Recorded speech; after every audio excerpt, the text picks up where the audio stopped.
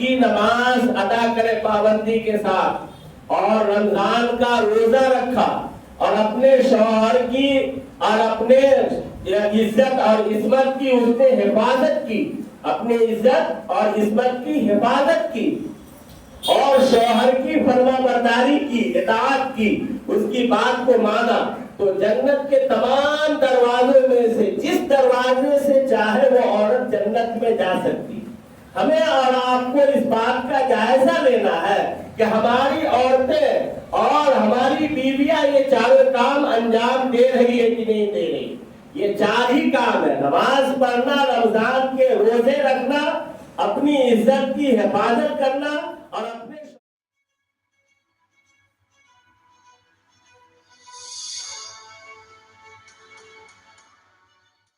اور دوستو، اللہ تبارک و تعالیٰ نے ہر انسان کو اور ہر کائنات کی ہر مخلوق کو پیدا کیا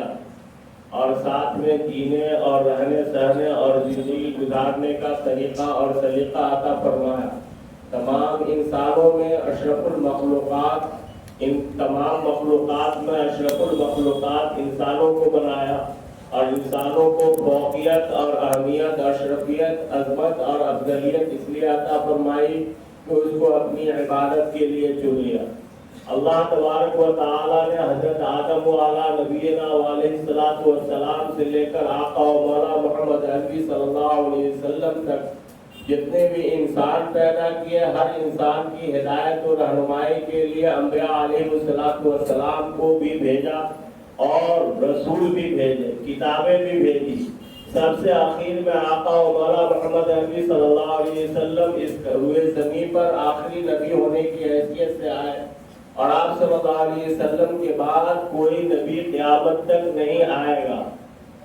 اس کے اوپر ہر کلمہ لا الہ الا اللہ محمد رسول اللہ پڑھنے والے کا ایمان اور عقیدہ ہے، اور یہ ایمان کی روح ہے، اس کے بغیر ایمان مکمل نہیں ہو سکتا۔ حضور اکرم صلی اللہ علیہ وسلم پر جو کتاب اللہ تبارک و تعالیٰ نے قرآن مقدس کی شکل میں عطا فرمائی، وہ کتاب مقدس بھی آخری کتاب ہے، اور اس کے اندر جو قوانین ہیں، جو ضابطے ہیں، جو احکامات ہیں، جو بیانات ہیں، جو ارشادات ہیں، وہ سارے کے سارے ازلی ہیں۔ اللہ تبارک و تعالیٰ نے اس کتاب کو مقدس کے ساتھ ساتھ مفصل بھی بنایا،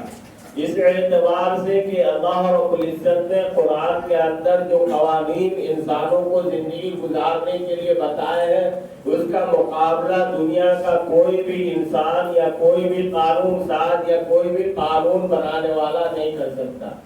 اللہ تبارک و تعالیٰ نے ہر قانون کے پیچھے بڑی بڑی حکمتیں رکھی ہیں، بڑے بڑے راز چھپائے رکھے ہیں،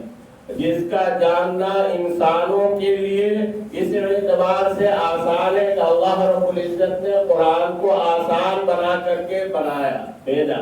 نازل کیا،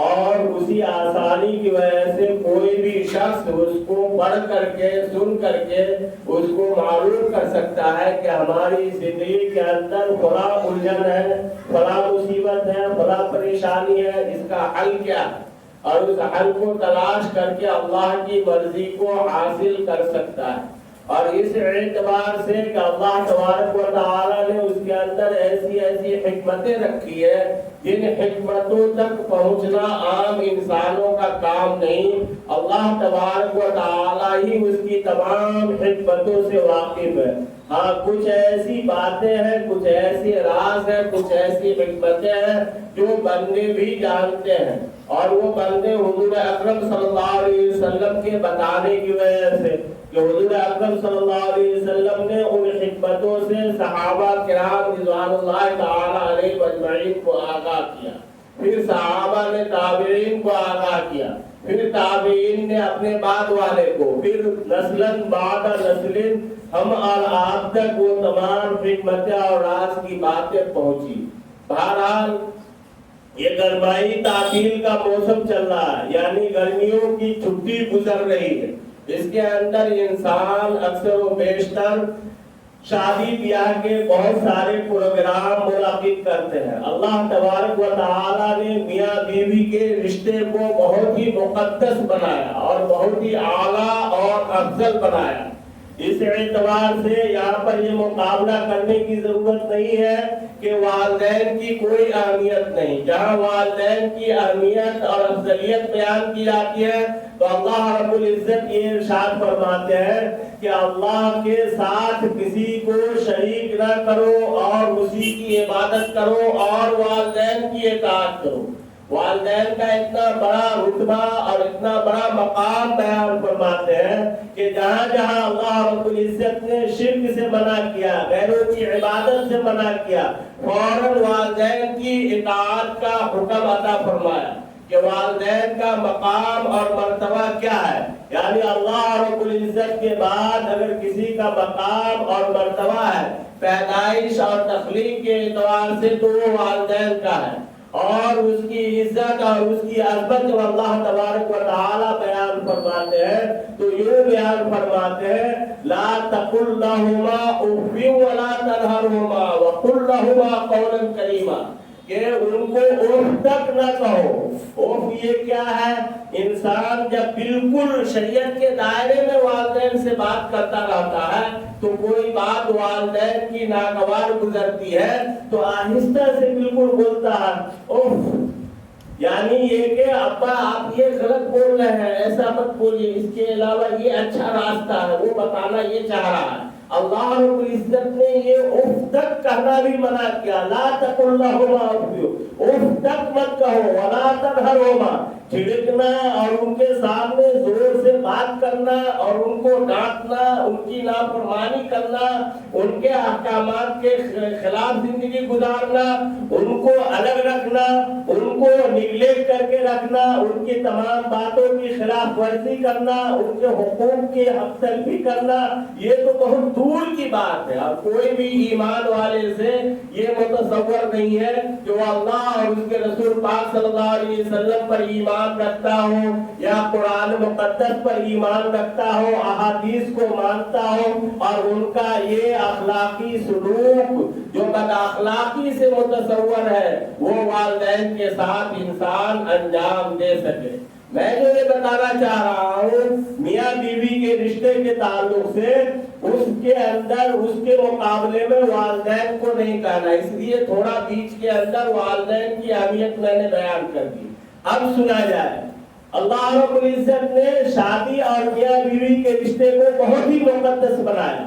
اور یہ دنیا کا پہلا رشتہ. دنیا قائم ہوئی، آدم والا نبینا علیہ الصلوۃ والسلام کو اللہ رب العزت نے پیدا کیا، بائیں پسلی سے ماں حوا علیہ السلام کو پیدا کیا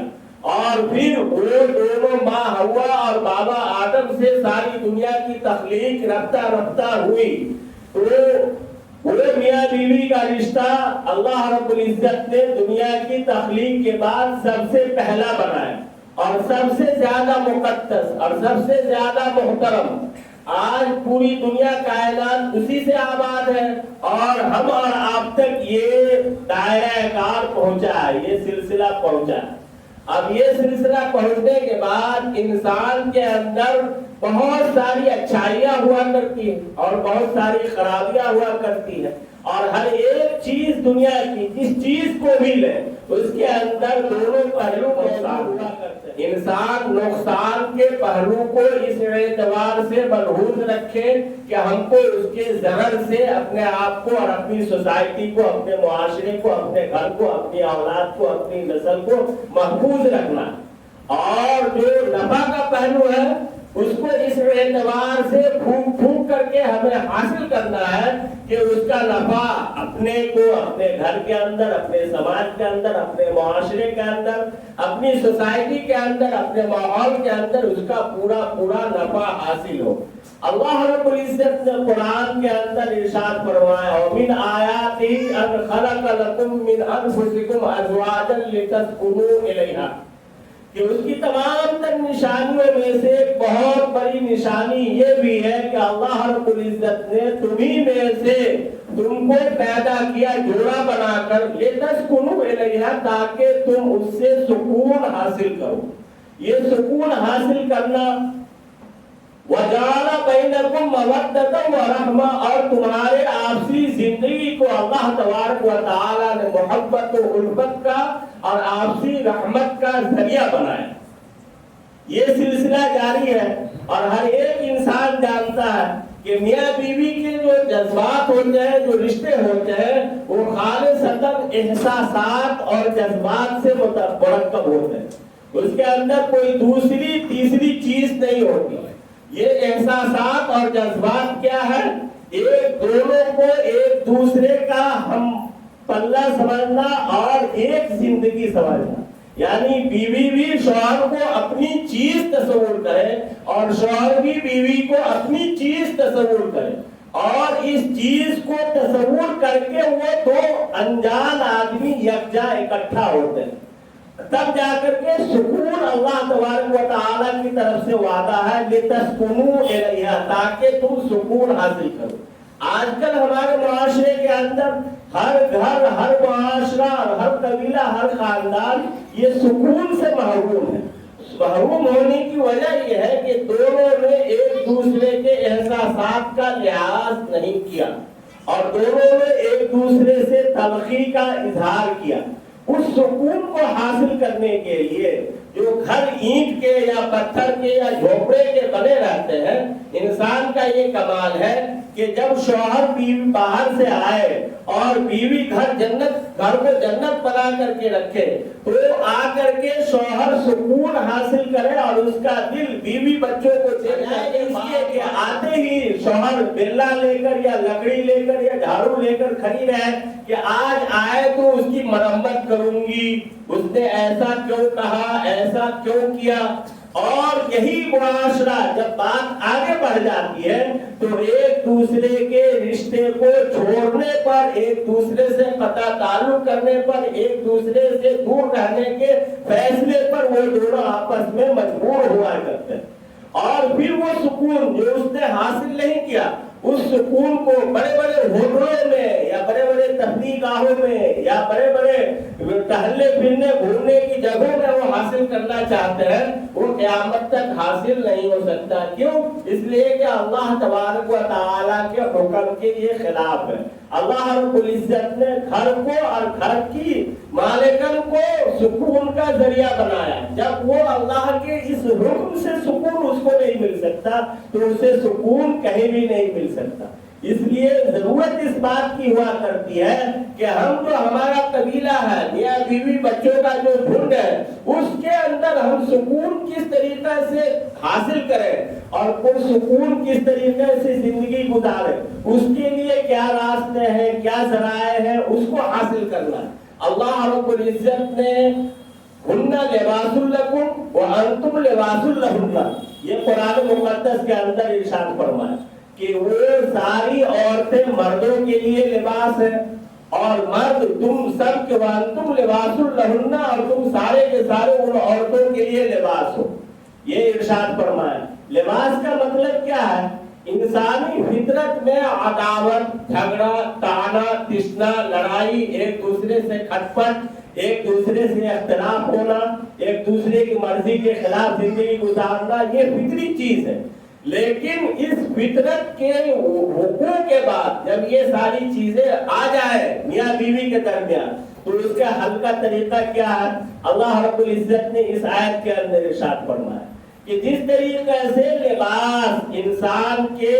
صدر کو اور انسان کے جسم کو، انسان کے بدن کو چھپانے کا کام کیا کرتا ہے، اسی طریقے سے زوجین یعنی میاں بیوی ایک دوسرے کے عیوب کو، ایک دوسرے کے جھگڑے کو، ایک دوسرے کے تانے کو، ایک دوسرے کے اختلافات کو چھپانے کا کام وہ کرے۔ عورت مرد کے تمام باتوں کو چھپائے، لباس لکم، اور مرد عورتوں کے تمام اختلافات کو چھپانے کی کوشش کرے، وانتم لباس لہن۔ لباس کے اندر کہیں سے کچرا یا کوئی کیچڑ یا کوئی گندگی لگ جائے تو اس کو صاف کرنے کا وہ طریقہ نہیں ہوا کرتا کہ انسان کینچی اٹھائے یا چاقو لے یا کوئی کاٹنے کی چیز لے اور جتنی دور گندگی لگی ہے اس کو کاٹ کر کے پھینک دے۔ ایسا کوئی کرتا؟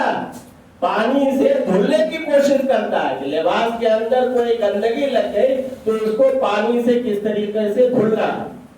لباس انسانی جسم پر ہے تو ہمارے جسم کے اوپر پیشاب کا چھینٹا پڑ گیا یا سنداس کا کوئی زبرہ لگ گیا یا راستے میں چلتے پھرتے کیچڑ لگ گیا, ہم پانی تلاش کرتے ہیں, اس کے ذریعے سے بہت پیار سے اپنے کپڑے کو دھلتے ہیں اور دھل کر کے پھر اس کو دوبارہ استعمال کرنے کے قابل بناتے ہیں. اللہ تبارک و تعالیٰ نے کتنی پرمغز اور پرحکمت بات بتائی کہ تم سارے کے سارے شوہر اپنی عورتوں کے لیے لباس ہو اور ساری کی ساری عورتیں مردوں کے لیے لباس ہے. یہی لباس وہی چیز ہے جو ان کی تمام غصہ کی باتوں کو اور تمام اختلافات کی باتوں کو یہ چھپائے اور یہ برداشت کر کے چلے اور اس کی ساری باتوں کو, سارے اختلافات کو, سارے جھگڑوں کو وہ برداشت کر کے چلے اور اس طریقے سے دونوں اپنی ازدواجی زندگی کو جنت نشان بنا کر کے رہے. یہی آخر میں اللہ تبارک و تعالیٰ نے جب 99% انسان کوشش کر لیا, اس کے باوجود میاں بیوی کا رشتہ ایک ساتھ چلنے کے لائق نہیں ہے اور اوور ہو گیا ہے, تب جا کر کے طلاق اور خلا کا معاملہ آتا ہے کہ یا تو شوہر احسان کرتے ہوئے اس کو طلاق دے کر کے چھوڑ دے اور ایک طلاق دینے کے بعد بھی اگر وہ نہ سنبھلے تو پھر مہینہ 1.5 مہینے کے بعد 2 مہینے کے بعد پھر دوسری طلاق دے. پھر اگر اس میں بھی نہیں سدھرے اور کوئی گنجائش نہیں ہے اور 101% پہنچ گیا کہ اب سدھار کا کوئی معاملہ نہیں, تب جا کر کے مہینہ 2 مہینہ 3 مہینہ کے بعد تیسری طلاق دے. انسان غصے میں آتا ہے تو کچھ نہیں کرتا, غصے میں آتا ہے تو 3 طلاق ایک ہی مرتبہ دے دیا اور پھر وہ پچھتاوے کی گھڑی اپنے اوپر سوار کر کے ادھر ادھر لوگوں سے مسئلے پوچھتا ہے اور اس کے حل کا راستہ تلاش کرتا. یہ شریعت کا طریقہ جو میں نے بتایا. دوسرا طریقہ یہ ہے کہ انسان دارالقضا میں جا کر کے اپنے تمام مسائل کو رکھے اور اس کو حل کرنے کی کوشش کرے. قاضی دونوں کی باتوں کو سنے گا, سننے کے بعد دونوں سے ایک ساتھ رہنے کے راستے کو بتائے گا اور سارے جھگڑے کو ختم کرنے کا وہ راستہ پیدا کرے گا. اس کے باوجود اگر وہ دونوں ایک راستہ پر ایک ساتھ رہنے کے لیے تیار نہ ہو تو پھر وہ اپنے پاور کا استعمال کرتے ہوئے دونوں کی رضامندی سے دونوں کو ایک دوسرے سے الگ کر دے گا. لیکن 99% اللہ تبارک و تعالیٰ نے جو حکم دیا ہے کہ تم اس کے لیے لباس ہو, وہ تمہارے لیے لباس ہے, اور ایسا معاشرے میں ہے بھی کہ ہر ایک رشتہ ایک دوسرے کے برداشت کرنے کا اور تحمل سے کام لینے کا نام ہے اور اسی کے ذریعے سے زندگی کی گاڑی چلتی ہے. اللہ تبارک و تعالیٰ نے مردوں کے اوپر بھی ذمہ داری عطا فرمائی, کہا کہ خیرکم خیر لأہلہ, تمہیں کا سب سے بہتر شخص وہ ہے جو اپنے اہل و عیال کے لیے بہتر ہو. تو ہمیں اس بات کی کوشش کرنا ہے کہ اپنے بیوی بچوں کے لیے ہم کیسے بہتر بن سکے, یعنی اس کے اخراجات, اس کی ضروریات, اس کے خوشی کے سامان اور اس کی زندگی کے اندر کیسے خوشی حاصل ہو, یہ ساری ذمہ داریاں اللہ تبارک و تعالیٰ نے مردوں کے اوپر دی. اور عورتوں کے لیے بھی اللہ تبارک و تعالیٰ نے بہت سارے احکامات عطا فرمائے اور ان تمام احکامات یہ ہے کہ مرد کو خوش رکھنے کی تمام کوششیں کرنا جن سے ہمارا مرد وہ ہم سے خوش رہے. ایسی ساری کوششیں کرنے کا نام بھی ایک طریقے سے اس عورت کی جانب سے ایک صدقہ ہے. اور اس کے اوپر اللہ تبارک و تعالیٰ کے بارے میں اللہ کے رسول پاک صلی اللہ علیہ وسلم نے ارشاد فرمایا, المرأة اذا صلت خمسها وصامت شهرها واحسنت فرجها واطاعت بالها من ای ابواب الجنة فلتدخل الجنة. کہ جب عورت 5 وقت کی نماز ادا کرے پابندی کے ساتھ اور رمضان کا روزہ رکھا اور اپنے شوہر کی اور اپنے عزت اور عصمت کی اس نے حفاظت کی, اپنی عزت اور عصمت کی حفاظت کی اور شوہر کی فرما برداری کی, اطاعت کی, اس کی بات کو مانا, تو جنت کے تمام دروازوں میں سے جس دروازے سے چاہے وہ عورت جنت میں جا سکتی. ہمیں اور آپ کو اس بات کا جائزہ لینا ہے کہ ہماری عورتیں اور ہماری بیویاں یہ چاروں کام انجام دے رہی ہے کہ نہیں دے رہی. یہ 4 ہی کام ہے: نماز پڑھنا، رمضان کے روزے رکھنا،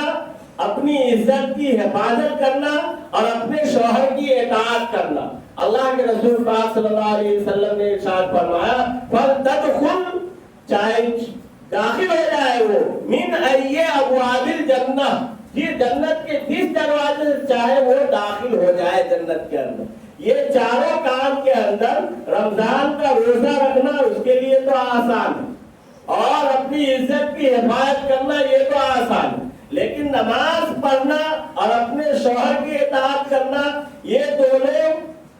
40 اور 60 کے معاملے میں آ جاتا ہے کہ 40% عورتیں اس بات پر عمل کرتی ہوں گی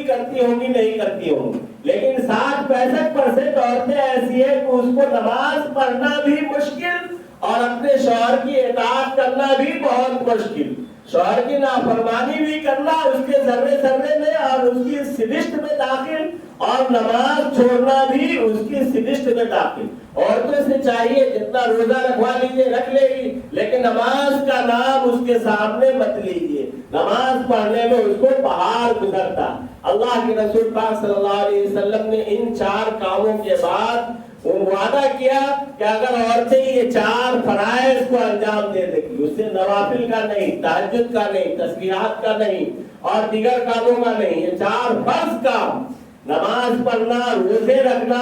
اور عزت کی حفاظت کرنا اور شوہر کی اطاعت کرنا، تو جنت کا اس کے لیے وعدہ ہے جس دروازے سے چاہے وہ داخل ہو جائے. تو ہمیں اس چیز کا جائزہ لینا ہے اور اللہ کے رسول پاک صلی اللہ علیہ وسلم کے احکامات کے مطابق ہمارا گھر جنت ہے یا نہیں، ہمارے بیوی اور بچوں کے رشتے، میاں بیوی کے آپسی رشتے یہ شریعت کے مطابق ہے کہ نہیں، اور پھر پرسکون ماحول میں جو اللہ نے وعدہ کیا کہ سکون کا ذریعہ بنایا وہ سکون حاصل ہو رہا ہے یا نہیں، نماز ہو رہی ہے یا نہیں، روزے ہو رہے ہیں یا نہیں. یہ ساری چیزوں کا جائزہ ہر ایک شخص کو لینا چاہیے تاکہ اللہ اور اس کے رسول کے حکم کے مطابق ہماری زندگی گزرے. اللہ کے رسول پاک صلی اللہ علیہ وسلم کی سنت کے مطابق نکاح کا خطبہ دینے والا جو 3 مشہور آیتیں خطبے کے اندر پڑھتا ہے، اس تینوں کے اندر اللہ تبارک و تعالی نے یہ حکم دیا ہے: یا ایھا الذین آمنوا اتقوا اللہ، یا ایھا الناس اتقوا، یا ایھا الذین آمنوا اتقوا اللہ وقولوا قولا سدیدا. یہ تینوں آیتوں کے اندر تقوی کا حکم دیا. جب انسان کے اندر تقوی یعنی اللہ کا ڈر اور مرنے کے بعد اللہ کے سامنے ہمیں حاضر ہو کر حساب دینا ہے، یہ دونوں باتیں جب ہمارے دماغ میں بیٹھ جائیں گی تو ساری چیزیں ہمارے لیے آسان ہو جائیں گی. اخیر میں اس آیت کا میں ترجمہ کرتا ہوں اور اس کے بعد اپنی باتوں کو ختم کرتا ہوں. اللہ تبارک و تعالی ارشاد فرماتا ہے: یا ایھا الذین آمنوا اتقوا اللہ، اے ایمان والو اللہ تبارک و تعالی سے ڈرو، وقولوا قولا سدیدا، اور جب بھی بات کرو تو درست بات کرو، سچی بات کرو، سیدھی سادھی بات کرو. قولوا له قولا سدیدا، اس سے فائدہ یہ ہوگا یصلح لکم اعمالکم، اللہ تمہارے اعمال کو درست کر دے گا. یہ ایسا ہم کریں گے، اللہ سے ڈریں گے، سچی بات کریں گے تو اللہ تبارک و تعالی ہمارے اعمال کو درست کر دیں گے. وَيَغْفِرْ لَكُمْ ذُنُوبَكُمْ، اور ہمارے گناہوں کو بخش دیں گے. وَمَن يُطِعِ اللَّهَ وَرَسُولَهُ فَقَدْ فَازَ فَوْزًا عَظِيمًا، اور جس نے اللہ اور اس کے رسول کی اطاعت کیا وہ بہت بڑا کامیاب شخص ہے. اللہ رب العزت اس بڑی کامیابی کو حاصل کرنے کی ہمیں توفیق میسر فرمائے. وآخر دعوانا ان الحمد للہ رب العالمین.